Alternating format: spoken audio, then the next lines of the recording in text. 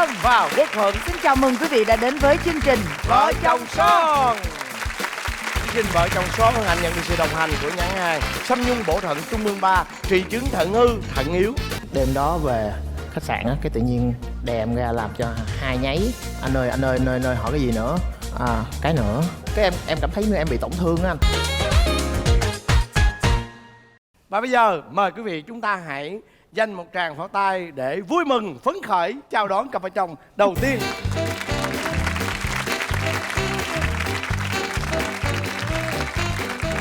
Chào hai em. Dạ em chào chị Hồng Vân, chào anh Quốc Thuận và chào tất cả mọi người ở đây ạ. Em tên là Phạm Minh Hùng.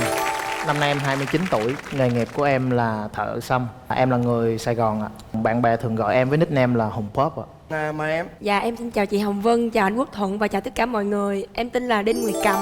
Mọi người thường gọi em là Ti Mì Tôm. Em năm nay 27 tuổi và em sống ở Sài Gòn. Em làm nghề gì? Dạ em kinh doanh online. Ôi toàn là những người của thế hệ trẻ trung, năng động và sáng tạo và thời đại nữa, đúng không? Dạ. Em đoán đi, hai bạn này gặp nhau lần đầu tiên như thế nào, gặp nhau ở đâu? Không đoán cái này là chắc, đúng chắc luôn. Anh thấy trên tay em cũng có xăm đúng không? Dạ. Cho nên là có thể là em đi đến tiệm em đến tiệm của anh Hùng này, em tha thu và thế là em gặp cái anh chủ này quá ư là đẹp trai và thế là hai người đã phải lòng Sau nhau khi và mà yêu nhau. xăm nhau Sau xong khi rồi xăm xong rồi coi như là hai bạn bắt đầu tiến tới tình yêu đúng không? Dạ không ạ. Dạ không. Thôi, Kêu đón lại. Dạ, hai tụi em gặp nhau lần đầu tiên á là tại trên quán nhậu. Em là được cô bạn của Ti đây rủ em ra quán. Em thì ấn tượng Ti là lúc đầu nhìn bạn này cũng có xăm, cũng cùng chung sở thích với mình nè. Nói chung là mình nhìn bạn xăm chỗ khác chứ không phải xăm chỗ em. dạ, khi mà cất tiếng lên á thì em nghe trời sao giọng khàn quá vậy, sao mình nghe giống như là cô nào chuyển giới thành công quá vậy ta. Em hết hồn. Nhưng mà anh nghe cái giọng cầm cũng đâu đến nỗi mà như anh tả là giống như là con trai đâu. Chắc lúc đó em bị khang tiếng, cấp độ nặng. Dạ.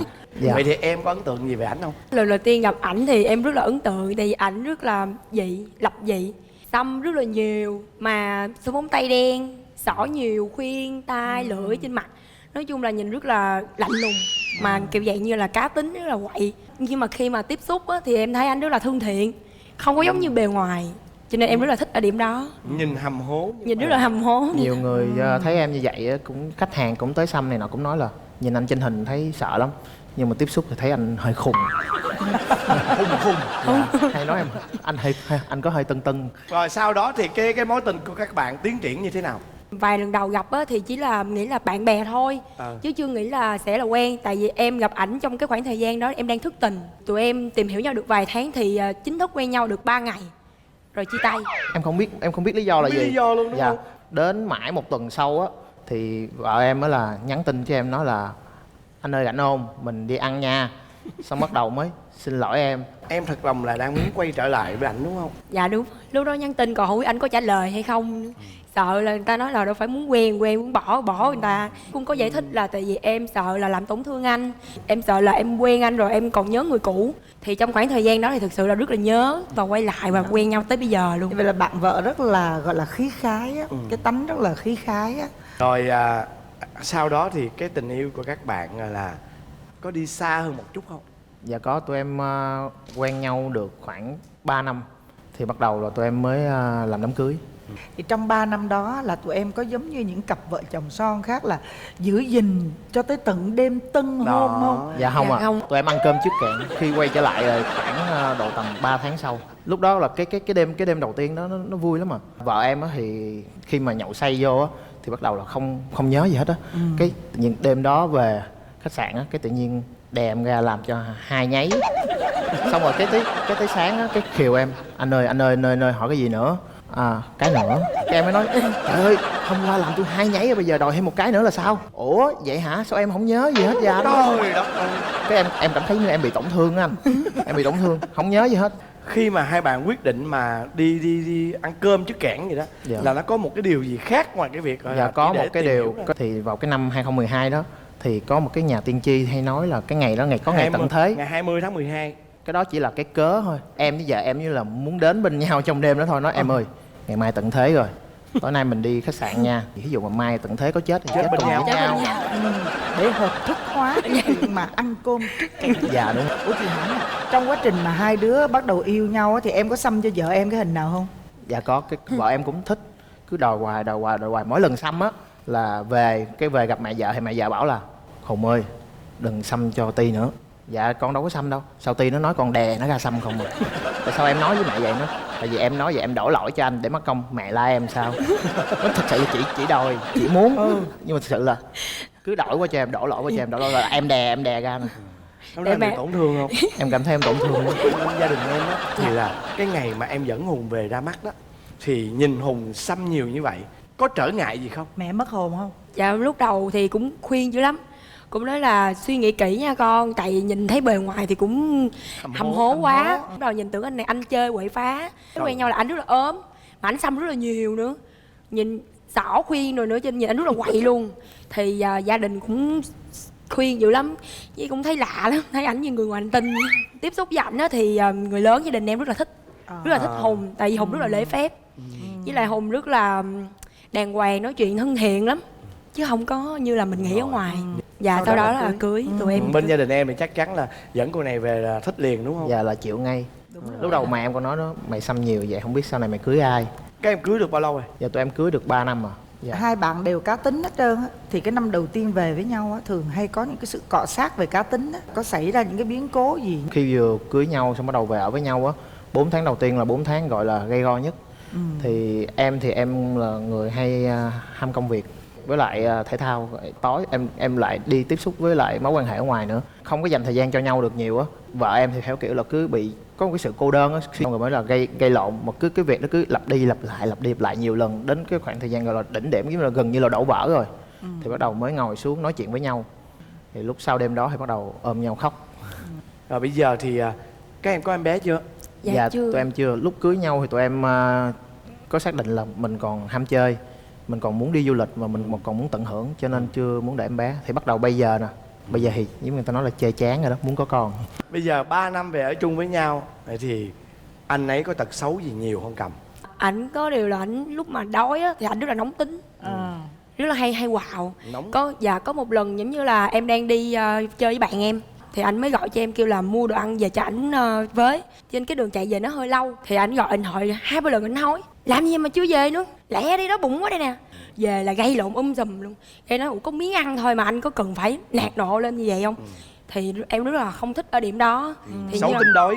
Có nhiều không? Xấu tính đói, xấu tính ngủ. Có những người ngủ xong chưa cọc vậy đó em. Tôi không có xấu một cái tính nào. ngủ cũng vậy luôn á chị. Xấu tính ngủ luôn hả? Xấu tính ngủ, đang ngủ bất chấp rồi đừng có am đụng tới tôi. Đụng vô một cái là quạo lên. Khó chịu lắm. Mà khi tỉnh dậy thì không biết gì hết. Ủa nãy anh có nói gì hả? Ủa anh nhớ đâu, nó chắc anh mớ với em. Ủa mớ gì khôn vậy anh? Rồi còn tật xấu gì nữa? Ảnh địch mọi lúc mọi nơi. Một ngày địch hơn 100 phát là chuyện bình thường nha chị. Đang chạy xe ngoài đường nè, đèn đỏ thắng một cái ép là nhóm được một cái bút vô mặt em liền. Đỡ không kịp rồi, tới mà ngồi người kế bên, tại chạy kế bên người ta nghe luôn, đợi Trời ơi. thả bơ mọi lúc mọi nơi luôn, đó là chuyện bình thường mà nhiều khi em phát cọc luôn chị. Lúc đó em sao Cầm? Trời ơi, quýnh ác lắm anh ơi. Với em. Với lại mấy lần ăn đồ bổ á anh, chùm luôn.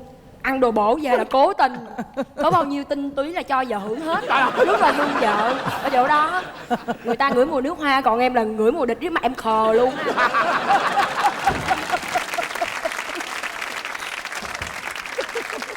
Khờ luôn. Mà em khờ luôn, không thể nào mà lớn nổi luôn. Đúng ra là em đẹp hơn đó đúng không? Dạ. Bạn bè qua chơi địch một cái là mày ba vợ tôi địch đó, vợ tôi địch. Điếm lắm anh ơi, mỗi lần mà bạn bè qua chơi là chỉ qua được vợ tôi á, vợ tôi anh Ti này đừng có địch nữa nha anh Ti. Dạ vậy hết rồi. Rồi giờ tới em đó Hùng. Nhây lắm. Cái nhây đầu tiên á, giống như là nhiều lúc em đang làm việc đi thì chị hay ăn xong á là chị sẽ không phải là chị như một cái tiếng bát, một tiếng chép vậy đó. Em đang bấm là cái kề vào lỗ tai em. Lớn lắm. Những ngày đầu tiên á đi gặp ăn uống với mẹ em á, ăn uống xong cái tự nhiên đứng dậy đi ra ngoài, em thấy rồi em nói ra ngoài giữ kẻ. Xong lần sau ngồi trong bàn kèm không kịp làm cái mẹ em đang ăn, mẹ em hết hồn, mất hồn lên. Mẹ em cũng nói đỡ là tiêu quá tốt, không sao con, không sao con. Dạ. Còn một cái nữa là hay tẩy tới bầu chết cho em, thì theo kiểu là cứ ngồi ngoáy em thấy rồi nha, em cũng né rồi. Xong rồi cái lát bắt đầu chay lên tay em, cứ tẩy tới bầu chết, tẩy. cái chét lên người em, mà không phải riêng em nữa mà bạn bè về nhà đều bị tẩy tế bào chết. Thì cũng đâu có Nói chung là vừa. cũng nhai qua nhai Nói lại. chung là cũng đâu có vừa đâu. Dạ. Em thả thì bà tẩy. Bỏ chay. Đó. Dạ. Còn cái tật gì không? Say vô á là không có nhường nhịn, giống như là em nói một thì sẽ cãi lại với em, giống như bây giờ mỗi lần nhậu say xong cái hay cãi lộn với em á, xong rồi sáng mai em nói á thì không nhớ. Lúc cãi với em á thì như một con sư tử vậy đó. Cái sáng mai á như một con thỏ. Xong rồi có một hôm thì bạn bè của vợ em á mới quay lại trong cuộc lúc nhậu say đó, xong rồi để làm bằng chứng. Cái sáng mai cho xem thì vợ em mới là nói muốn đội quần luôn. Dạ. Rồi mình không tưởng tượng được mình như vậy luôn Dạ, đó. xong Dạ, rồi, đúng rồi. sau những lần đó là bắt đầu tiết chế bên ngoài người ta đi á, người ta sẽ nói em là anh này anh gia trưởng nè, vợ này sẽ ăn hiếp vợ nè, không có. Về là em bị ăn hiếp.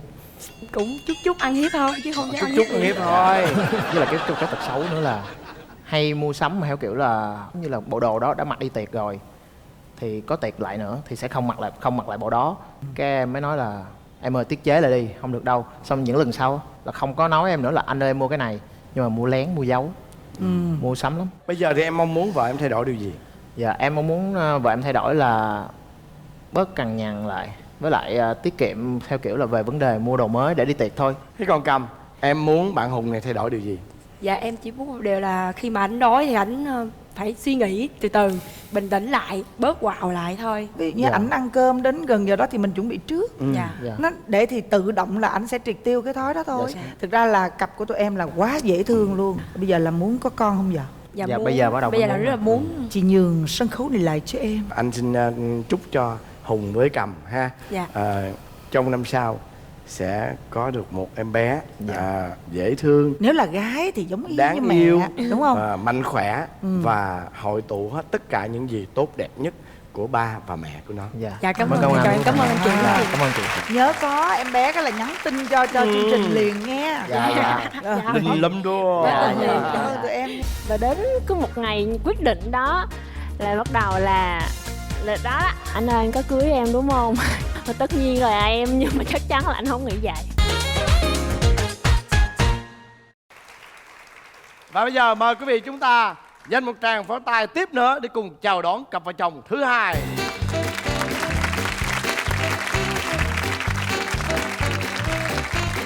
Dạ, em Dạ, em chào xin Quốc phép. Thuận, em chào chị Hồng Vân, em chào mọi người.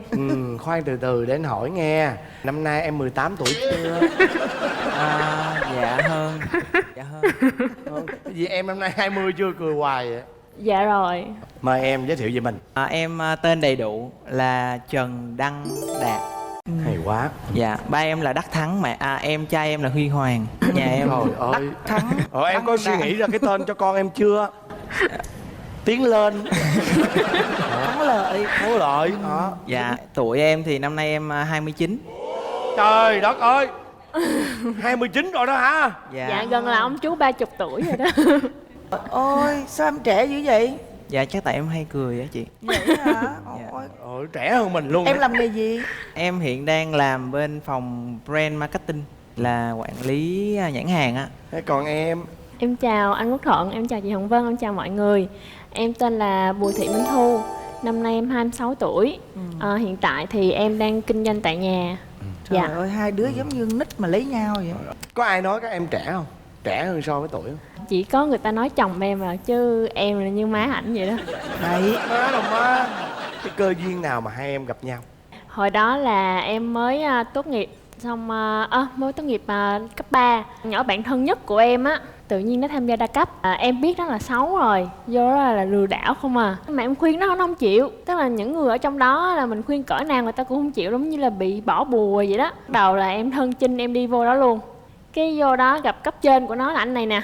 Cái ngồi nói chuyện một hồi cái tự nhiên cái không biết là có phải là không gian hay là có phải là do nó đông người hay là như yếu tố gì đó, nhưng mà ngồi nói chuyện sao thấy anh này nói chuyện cũng hay ghê, cũng thấy giống mình. Cái anh mới nói là bây giờ á em nghĩ đi, em không tham gia á là em sẽ không được nói chuyện với anh nữa. Trời, hồi đó em cũng xinh xắn lắm, em nghĩ là ông nghĩ ông là ai mà ông nói vậy. Vậy mà em cũng tham gia luôn, em không hiểu ông nghĩ gì luôn. Đó, rồi ông điểm bỏ bùa đó. Đó. Rồi sau đó như thế nào? Tình cảm của các bạn tiến triển tới đâu? Lúc mà vợ em á tham gia vô thì cũng giống như là những cái người tuyến dưới khác. gặp rồi cũng nói chuyện để định hướng.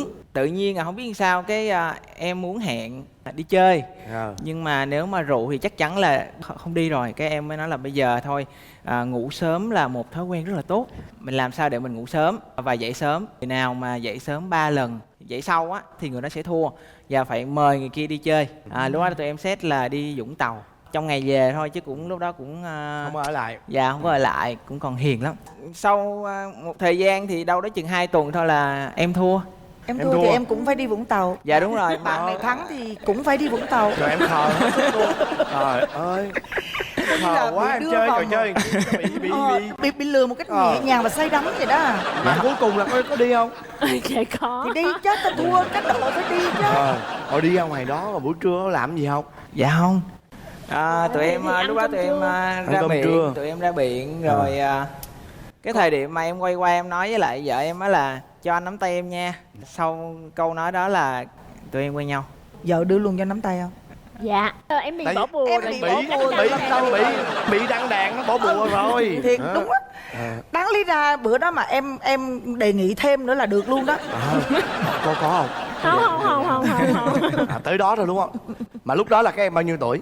Dạ em 18. Lúc đó em 3 tuổi là 21. Dạ. Mà đi xe máy ra Vũng Tàu hay là? Dạ đúng rồi. Rồi trên đường về chắc có lẽ là ôm eo hết đã lắm đúng không? Dạ, rành quá vậy. Sau đó rồi có chơi những trò chơi nào vui hơn không?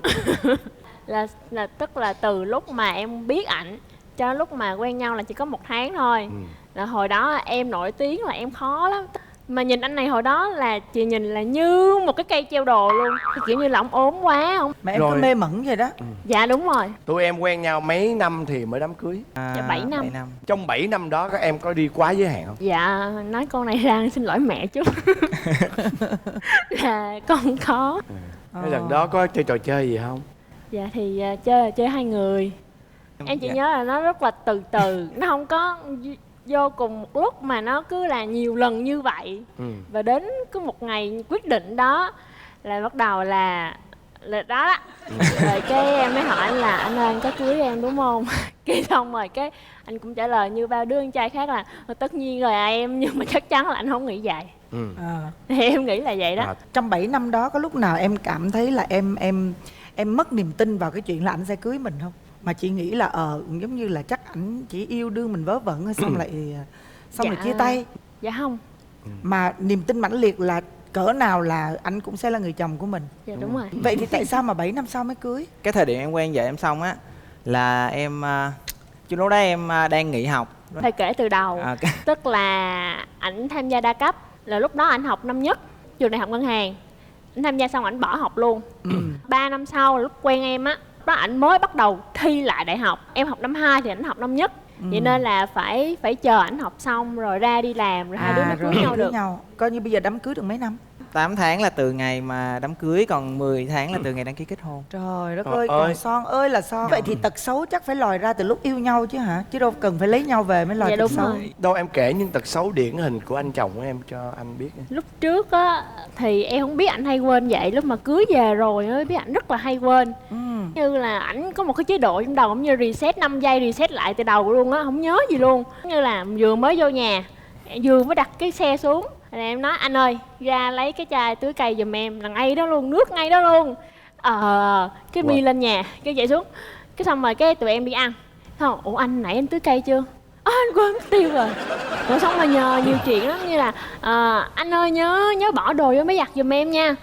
Cái cũng luôn. Cái xong rồi có lúc em quay lại, ủa anh giặt đồ chưa? Anh quên rồi. Vậy đó. Có phải bị đạn trí không? Thật ra cũng không phải, tại vì em hơi tham công tiếc việc á, nên là trong đầu em nhiều khi nó cứ nhiều thứ quá, suy nghĩ công việc nhiều quá, thì hầu như là những cái gì mà em cần nhớ thì em hay có cái app em nốt lên lại. Rồi mỗi lần làm em mở ra em ngồi em coi cái gì chưa làm, cái gì cần làm, thì những cái nhiều khi việc nhà mình không có ghi lại á anh, sau đó cái mình quên đi. Dạ. Rồi còn tật xấu gì nữa không? Hay cằn nhằn. Nhờ á thì sẽ làm, nhưng mà trước đó phải cằn nhằn câu cũng như là thôi bận quá không làm được đâu. Vừa cằn nhằn vừa làm.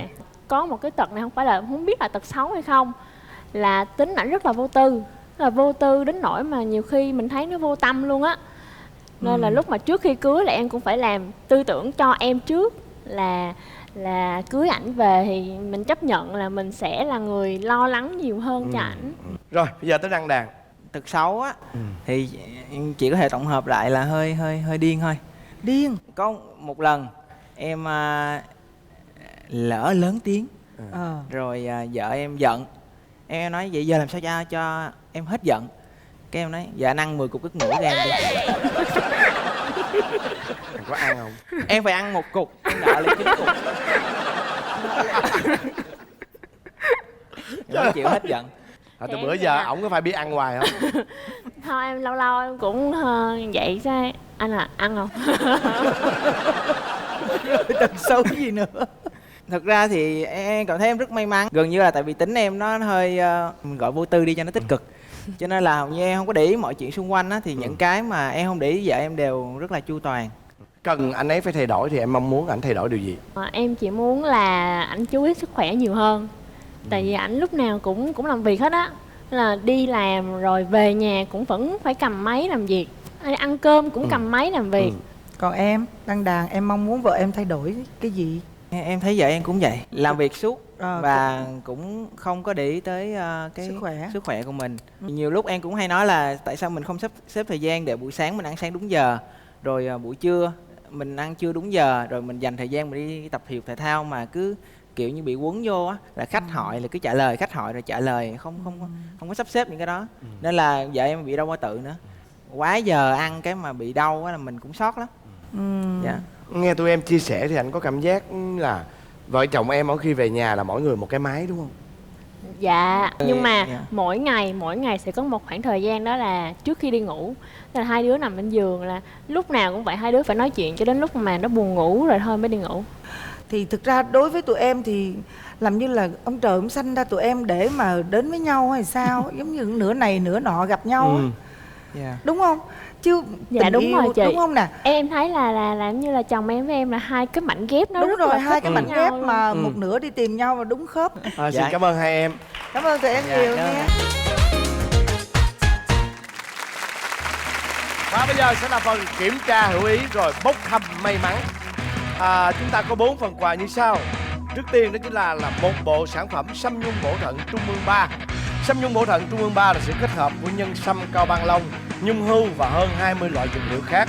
Món quà thứ hai đó chính là một bộ sản phẩm kiều sách của Trung ương 3, giúp tăng cường nội tiết tố nữ, hỗ trợ làm giảm các triệu chứng của thời kỳ tiền mãn kinh như bốc hỏa, nám sạm da, suy giảm chức năng sinh lý nữ. Và món quà thứ ba đó chính là một cặp đồng hồ đeo tay mang thương hiệu SR Watch.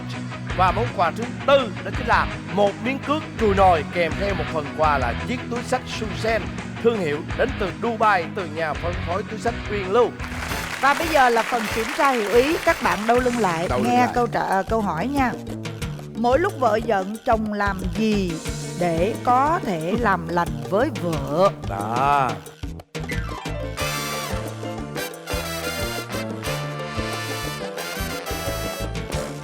Mời vợ chồng Hùng và Cầm.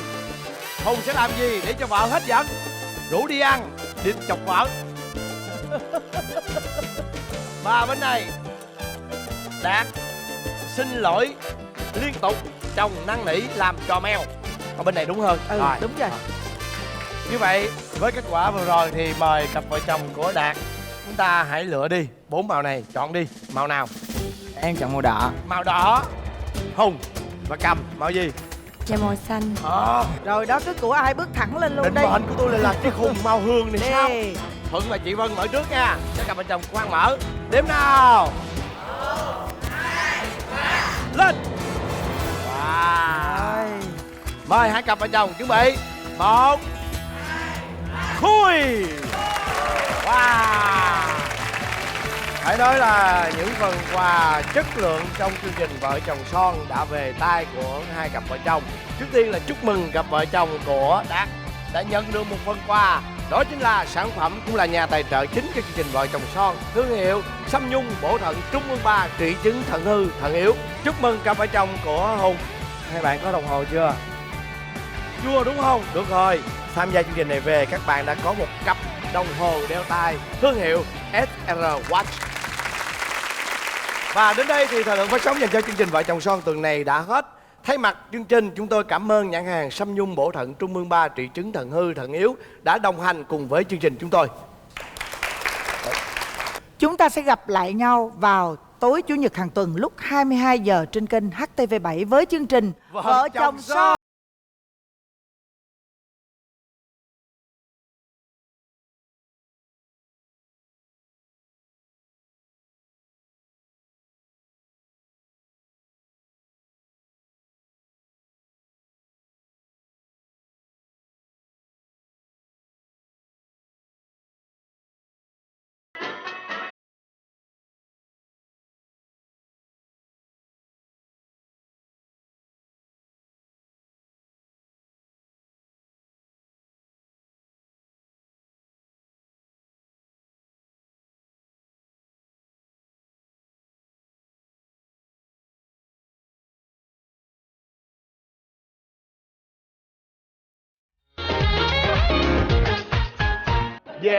về với cái miệt của em là thuộc dạng mà cực phẩm. Tại lúc đầu em thấy ảnh cũng đẹp nhưng mà nghĩ là ảnh chắc sẽ không cô em tại em xấu lắm. Vô đi ăn mà biết thân phận mình xấu hay sao ăn tự trả tiền luôn. Mọi người bảo là anh là cũng đào hoa các thứ, cho nên là đừng tin vội. Từ lúc sau biết đấy là cảm giác là đồng cảm, là yêu nhau luôn. Và chúng ta sẽ gặp lại nhau vào tối Chủ nhật hàng tuần lúc 22 giờ trên kênh HTV7 với chương trình Vợ Chồng Son.